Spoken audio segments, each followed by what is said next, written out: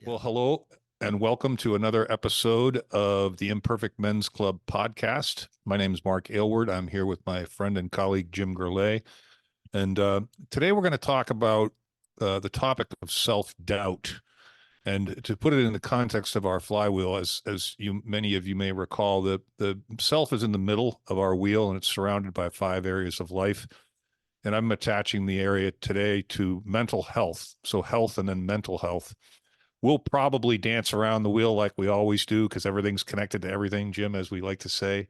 But the impetus for this topic is I woke up yesterday and I was awash in self-doubt. It was overwhelming. And when I wrote about it, it was so overwhelming to me on LinkedIn. I posted about it, and I'm getting some pretty interesting responses, which leads me to believe everyone goes through this to some degree, at some level of frequency or consistency, depending on who you are and what's going on in your life. Middle age seems to be a pretty sweet spot for self doubt for a variety of reasons, and maybe we can dig into that, Jim. But yeah, I was like, what did I say? The metaphor I used was like, yeah, I was honey, and my self doubt were ants. I mean, that was the feeling. They were crawling all over me. And as I told you earlier, my initial reaction, because of all the self-awareness work that we've done, among other things, is I went right to my morning routine. I'm like, maybe I can routine this thing out of me, this feeling out of my soul. And I did everything I usually do, the breath work, the meditation, the prayer, all that stuff, making a good food prep and brushing my teeth, everything. And it was like, no, it didn't work. So then I went to my backup tool, which is just get busy, do something productive. You could mow the lawn, you could do the laundry, you could write. So I started to write and it just poured out of me. It was one of my favorite pieces of work. And I think it was because the feeling was so authentic. And the more I felt it, the more I started to recognize I think everyone goes through this. Matter of fact, I'm sure they do to various and different degrees. Jim, I don't know what your thoughts are on that. It seemed to resonate with you as a topic as well. Well, yeah, it does on a number of levels, but like to your point earlier, Mark, like you said, I think self doubt is normal. Anybody that doesn't have doubt at one time or another in their life is not a very self aware or isn't trying hard enough, isn't doing anything worthy. Yep. But I'm also glad that you mentioned middle age because I think there's different types of self doubt based on different stages of your life. You've heard me say this before. I like to break life up into 10 and 5 year increments, right? Mhm. 0 to 5, 5 to 10, 10 to 15, 15 to 20. So there's always going to be self doubt. But I think as we get uh, closer to the middle of our life, or let's say maybe even the second half of our life, you I think it could be even more profound in terms of the self doubt because you start looking back and wow, what if I would have done this differently, or what if woulda, coulda, shouldas, right? And Mhm. you're running out of time. Yep. I also think is you're also realizing we're becoming less significant uh, in our minds because society is I'd say passing us up, but it's normal, right? It's no different than the lion in the wild jungle. Mhm. We're a species and we have perceived values at different times. Um, just no different than, like I said, use sports. Uh, as an NFL player, your best, your most productive years are what, 25 to 30, maybe not even Mhm. that. Mhm. Could be even less than that, right? So, um, and yeah, I think you're running out of time. So this is a subject that I think when we first met, I was struggling, and it can evolve to the point where it gets into depression, and Mhm. and that's we've talked about this on the show before. It's not something I'm particularly proud of, but yeah, I faced severe depression, and part of that was because of the self doubt. Some things don't materialize, some things don't work out, and you start to question everything that you do. Mhm. And it Yeah. does fall into these other. I'm glad you mentioned the other five areas of our life, right? This is a mental health issue, but that self-doubt will absolutely fall into your profession. It'll fall into your relationship with money, your relationship with other people around you. You'll have a tendency to intentionally or unintentionally push the people that care about you away. So you're Mhm. trying to isolate them from the pain that Yeah. that you feel. Yeah.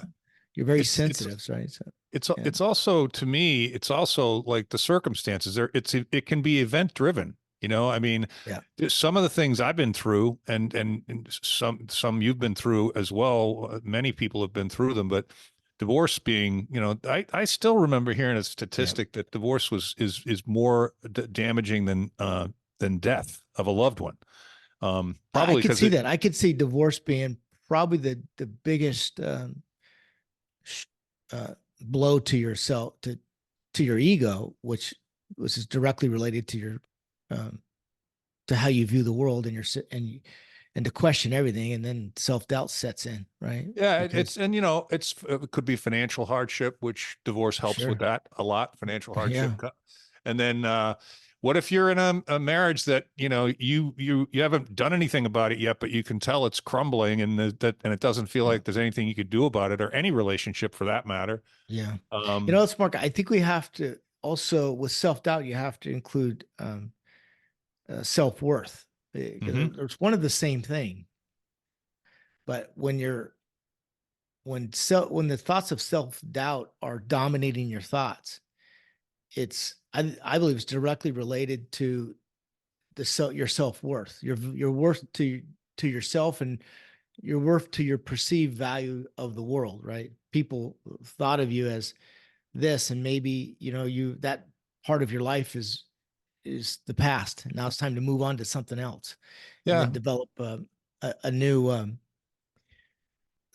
a new value to the world, because the world changes. It's constantly changing, whether we think so or not. Well, And I think the key to what you just said is the ability to move on, the desire to yep, move on to something else, because there's always something else.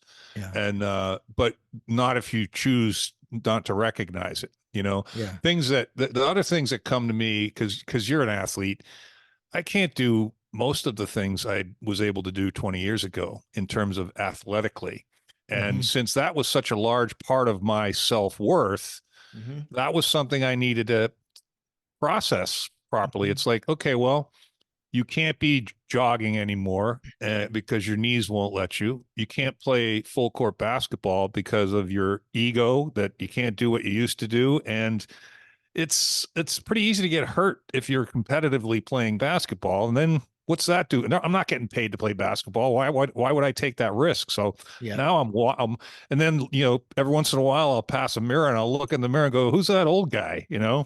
Like Well, like I'm still. that's why a lot of former players move into coaching, because that Hmm. is their second act Yeah. in terms of contributing to the game with your physical body versus your mind. Hmm. And they can get some of the same um, experiences or dopamine releases that playing has. It's a different type of feeling. It, Hey man, just the ability to walk into the locker room and be with the guys for yeah, another 10 years. Everybody talks about that. That's what I miss the yeah, most, man. Walking into the yeah. locker room and hanging out with the guys. But Well, yeah, I think you make a really good point too. A lot of it is the camaraderie and your reinforcement of your worth based on these teammates, what they see you do every day. And mhm. that's working hard, and then obviously during the game days, you're contributing to something bigger than yourself, and that that's why, whether it's sports, and I don't like to focus solely on sports. I think it applies to your profession. If you work for a company for 20, 30 years, or even 10 or 15 years, and you were let go, or you know you decided to leave, you've left your team, and now you're on your own, and that can be a real mind fuck. Yeah, well, that's like another form of empty nest syndrome when the kids move out, it's there's all these circumstances that you, Yeah, you can't really avoid them if you want. The other thing that strikes me of value, and I want to at some point in this particular episode want to talk about how I concluded my post, because I found that interesting as well. But it's it's there's so many there's so much evidence that, and we say this all the time, it's not what happens to you, it's how you react to what happens to you. It's like the way out to me, self-worth, self-doubt, depression, maybe depression's a little too deep for it. I don't know. I'm not a doctor, but the way out is to look inward, right? And say, I have control over how I feel about myself, what I watch, what I listen to, the people I hang around with, my environment, so many things that you have control over. And yet we collectively as people have a tendency, I guess it's human nature, to let external or extrinsic things, Yeah. like everything we've just talked about, events, people, things Yeah. people say, things people don't say anymore. These are not things we have control over. So we have to figure out a way to say, the solution to this is intrinsic. The solution to this is inside of me. Mhm. And then you gotta do that work, Yeah. I couldn't that's what agree I with you did. more. And I think the one sobering thing that I experienced was the lower you go, the more um, humble you become, and then there's a rebuilding process. You also realize they're not thinking about as much as you thought they were. Right. Part Hmm. of it is you think that other people are judging you. You think that, and and maybe that's going on, but the people that you really care about will be around no matter what. And the Yep. ones that won't, they go away. But what do you Yep. really care? I think there comes a point when you realize, why do I care so much about what these people think? I Hmm. really don't care that much because I don't Hmm. like them and those aren't my people. But I do think it, the world becomes very small. But it's always been small in terms of people in your Yeah, circle that you can trust. And every word you're saying, it makes me think of the external things that we're talking about here. And I think yeah, what a absolutely. good point that you make was, and I'll throw my divorce in as an example of the circumstance because it fits so well, is this humility.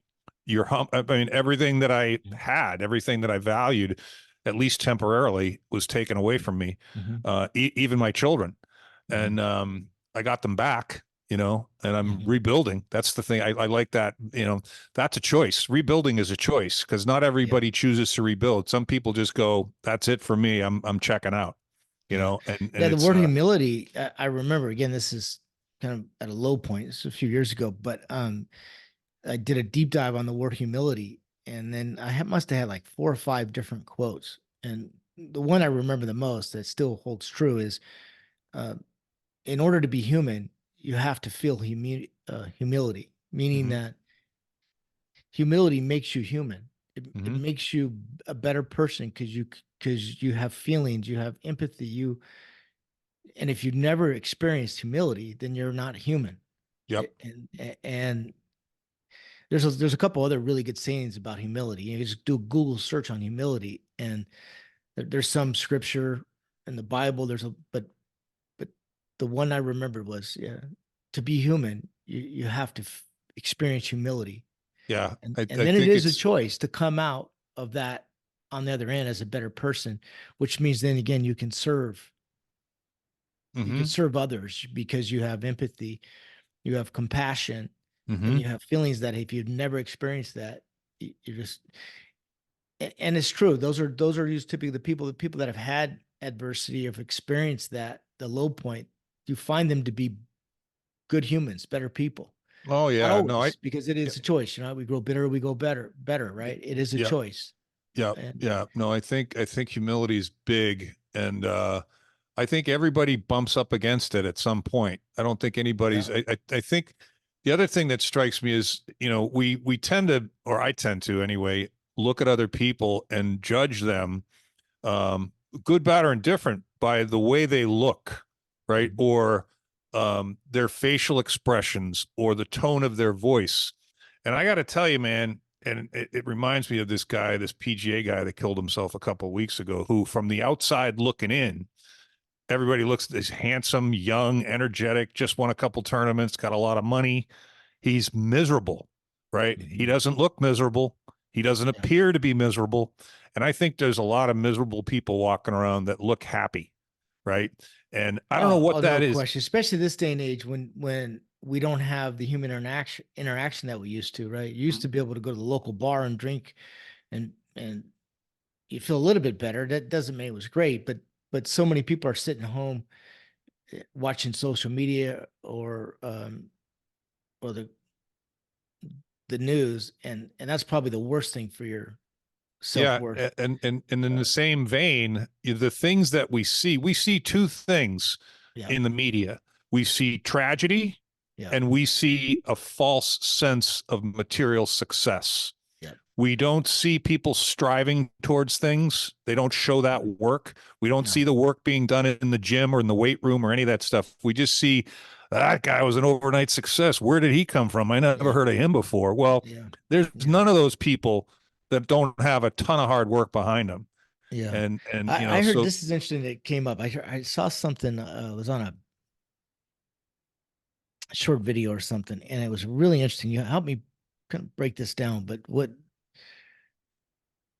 it again was a short quote, and it was a woman. She says, "I wish my enemies all their success." And what she was saying was, wish her enemies or her um all their success, because when you get all your success, what she was implying was you've given up a lot to get that mhm. to that. That means that, and her point was, when you achieve that, it's very, very lonely. Yes. And it's very sobering. And this is part of the self-doubt conversation we're having. And again, I'm not sure I'm saying the quote right, but it was an interesting perspective, Yeah. basically, because when you focus your entire life on one thing, let's just say it was the NFL, right? Mhm. Um, and you had success. What comes from that? You've given up something along the way. Yeah. That's part of the cost, because everything does have a cost, right? There's a cause and effect, and everything has a cost. And the way that she put it was just, I don't know, I find it so interesting, right? I wish you all your success, because if you've given up everything to get that one success, then it's like, I got apparently unknown. It's lonely. Well, You this never is want to achieve that because of the cost what it cost you in relationships and maybe money, other things. So yeah, break that down. Does that make sense as far as what? it does make sense. And I think of certain seminal moments. I remember, and this can happen at any time. You don't have to Sure be can. old. You don't have to be old for this to happen. No. Because I remember my dad telling me the only thing he ever wanted to do the whole time he was growing up was be a fighter pilot.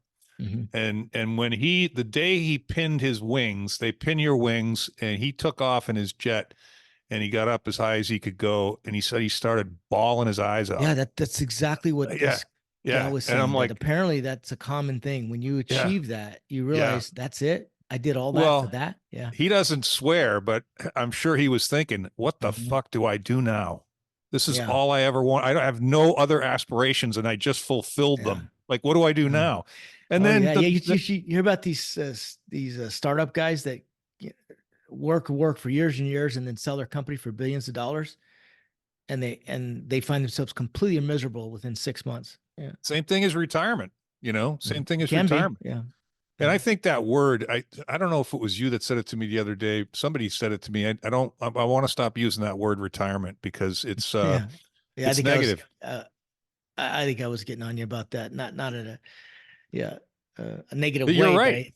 No, yeah, you're right. You're right. It's a negative connotation for something that could just as easily be thought of as now I have the rest of my life to do whatever I want, spend more time with my kids, my grandkids, yeah, my wife. I mean, talk about yeah, the way you react to something versus what you're going through. Holy yeah, shit, you know? yeah. And then this also ties into what is kind of exciting about the world we live in now is you really can do a rebrand. I mean, I think you and I have both did that in recent years, right? Where Hmm. you start off doing one thing and it turns into something else. But what's wrong with rebranding yourself or letting the past go and taking your experiences and knowledge and wisdom and applying that to something else? That's absolutely possible these days. Maybe more possible than ever before because of the I think technology and so. Yeah, I even think so. look at what we're doing right now. This Yeah, wasn't yeah, even you can thinkable 10 years you ago. Well, the technology makes it so, and that also the fact that you don't have to have much physical capacity to help other people. You can Yeah. help other people with words. You can help other people with writing, with Yeah. video, with phone calls and Zoom calls. There's a Mhm. lot of ways to help other people that don't require you to be physically in shape, so to speak. So I Yeah. think, but Jim, to me, it's like the whole time I'm listening to you, I'm thinking this is a total choice, right? It's like Yeah. we say it all the time. It's like rebranding yourself and becoming optimistic about the second half or the third or whatever you want to call it. Um, it's a total choice. And I think what Yeah. I've seen is most people, you can't just flip that switch, right? Some people do a good job of seeing it coming. I can't tell you how many friends that are parents I've told whose children are younger than mine, get ready because when they leave, it's a void. Okay. And so don't Mhm. get surprised by it. Don't deny it, Yeah. and it manifests Yeah, itself, I have I'm to say that sure. was not my experience. I know Yeah. that a No, lot of other people say that. That just I just didn't experience that. Maybe because I had so much other stuff going on. I thought it was a great phase, moving from one phase to the next. By the time they're 18, you just want to get rid of them. yeah, thank God They've they're been out of around here, too right? long. So, Yeah. So well, I know I'm a lot sure of people mine. make Yeah. that like as a really difficult transition, but okay, get a life. You get onto something other things. Yeah. Well, I think there's a couple comments I would make. I completely agree with you, and I was about to finish that thought by saying it Mhm. manifests itself differently for all of us, right? It And I does. Yeah. think that there are I've seen some women that are like so vested in their children's lives, like they PTA and church, and they're Yeah. just they're so attached to their children's lives that when their Yeah. children no longer need them, they're dumbstruck. They don't know what to do. Yeah. That's an imbalance in my opinion. I think to your point, get a life. You got to see this thing coming. The other Mhm. thing was though, my situation was very different. I was mother and father to my children, and they were everything. They were occupying way more of my life than I would have chosen for them to occupy Right. if At I that had the period in choice. time, Right. because of what you were going through So with their mother. when Yeah. I drove Hannah to the airport to New York and came back, I told you this story. I walked in the house and it was just my dog, and I started crying. I'm like, holy shit. So talk about being a hypocrite. I let it creep up on me. I didn't see it coming. Yeah. So but it's just another example of a circumstance that can create self-doubt, Yeah. and I think that you'd said Yeah. self-worth and self-doubt were closely related. I think self-doubt is the absence of self-worth, right? It's kind of the opposite of self-worth. Yeah. So And the other one, which is the always the elephant in the room, it's back to self awareness, is our ego. Because this face, a lot of this is driven by our ego, and you're going to have to put that aside, and that's not easy to do no, because it's directly related to how you feel about yourself, and and um and then being alone.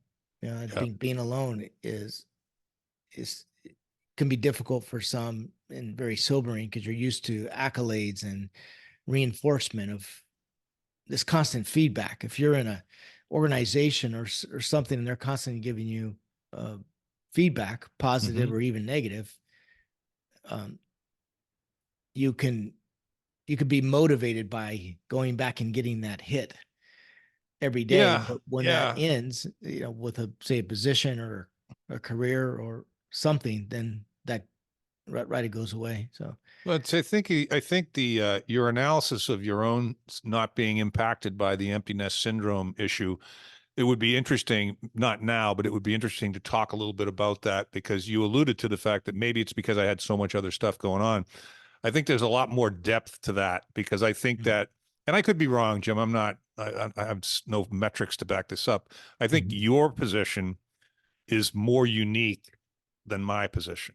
I think more people feel that void. I feel that way because it's a cliche. It's like a Mm-hmm. term, empty nest syndrome, for a reason, right? Mm-hmm. It's common. So it'd be Mm-hmm. interesting to dig deeper into why you didn't experience that, but not we Yeah. don't have the time for it now. But I want to Yeah. get in how I kind of concluded my post because it was a process. It got me out of this situation of self doubt. It took pretty much the whole day, like till late afternoon, from first thing in the morning, waking up at 6:30, getting punched in the face with this. What is Mm-hmm. this? Mm-hmm. But what I did was, and I've been leaning, as you know, on my faith more lately. And I happened upon this notion of, just forgive yourself. Whatever it Yeah. is that you've done wrong, okay? Like you were rude to that person, you drank too Yeah. much, you ate some shitty food, you didn't hold the door open for that lady because you didn't see her, whatever.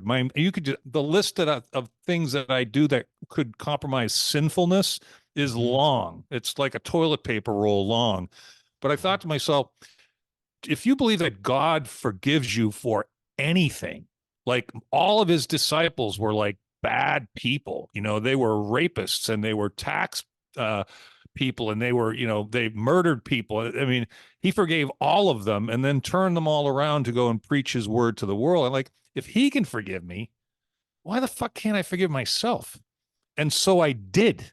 And it was Yeah. very impactful. I'm like, okay, just wipe my Yeah. hands of that one. And it doesn't, and my reticence to forgive myself, because I was thinking about why is this so hard for you to do?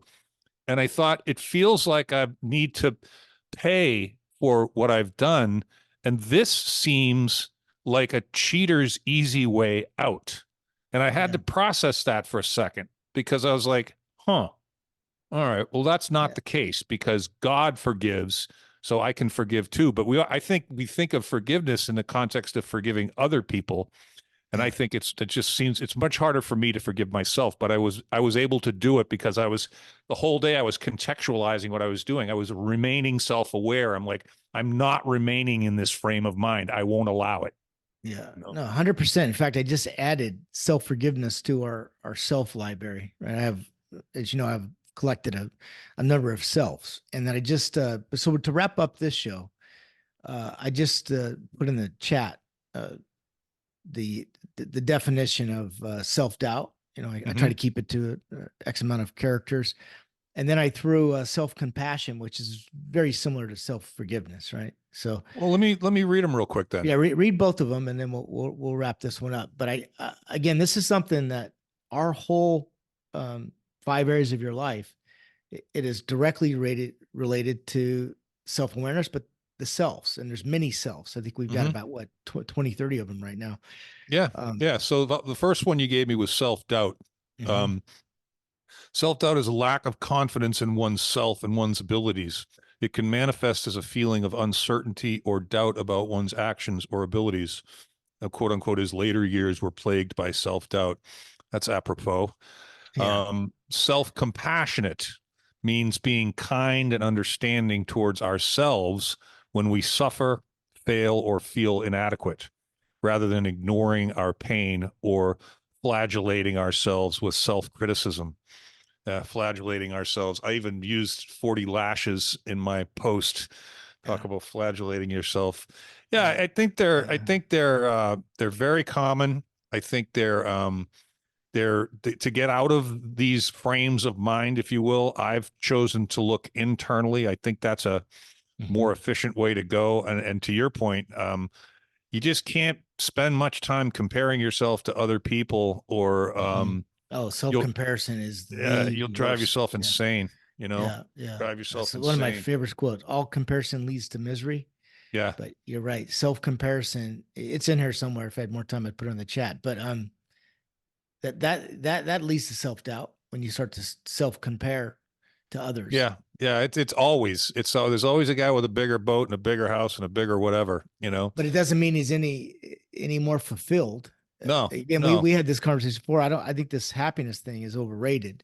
Yeah, The yeah, goal should be fulfilled, and they're yeah. No, never I going to I be love that. 100% fulfilled until you're dead, and then I don't I think that's part of being alive is always Yeah, feeling a little bit inadequate, or that's what that's what we should be striving to be better at, a better human first of all, but better at uh, than we were yesterday. And you, and I think that yeah, totally agree. I think learning new things and striving to be better every day is yeah, definitely a road to better fulfillment. communicator, Yep, a better listener, yep. a better everything, right? Better human. Yeah, better Yeah, human. So yeah, I think the way that I would, and I'll pass it back to you if you have any closing thoughts, but I think the way I would wrap it up is one of the things you said earlier is that one of the responses to any kind of hardship is humility. And I Mhm. think that recognizing that people are not always where they appear to be in Mhm. terms of their mental well-being. And so taking that newfound humility, Mhm. turning it into empathy Yep. and reaching out to people that you know or you don't know, and Mhm. just saying, "How's it going?" Oh yeah, how's you were talking absolutely. about a friend that you might reach out to, and I think that's how's it going? It's been a while. How's it going? And Yeah, I hope I hit him at the right time, but I may yeah, not. And that's no, you might not, but you and know then that you that should. affects my ego, right? That affects my self-worth. So I'm trying to avoid that because I don't want that to happen. At the same time, yeah, I hope he responds right, but life is so much timing. You just don't know where he's at, It right? is, but you definitely know that you're obligated to try, and failure isn't as much failure as, well, I'll have to try another time because Yeah. now's not the time. That might Yeah. very well be the case, but I think going at that with your newly found humility, if you will, and being as empathetic as possible. You can't do anything about the timing because you don't have a crystal Yeah. ball, you know. But Yeah. Well, I I think appreciate you mentioning the humility because I don't think that hasn't be bad. That humility is good. yes, That was what I was hoping to convey. yeah, yeah, That's a real soul search of it's I like to look at it as it's a calibration of the soul. You're yeah, calibrating, yeah, and yeah. in order to do that, you have to go through this humble period, and then remove as much of your ego as you can, so you're not focused solely on yourself, right? You're Yeah. Yeah. I mean, expanding yourself. self doubt is a thing. Everyone experiences it. Yeah, Maybe there's somebody that if for anyone listening, there's somebody out there that needs your humility today and your compassion and your empathy, and maybe find someone to give it to, change yeah, somebody's life for a sec. yeah, yeah. Good stuff. All right, Mark. Till Thanks, next Jim. week. All Yep. right. Peace.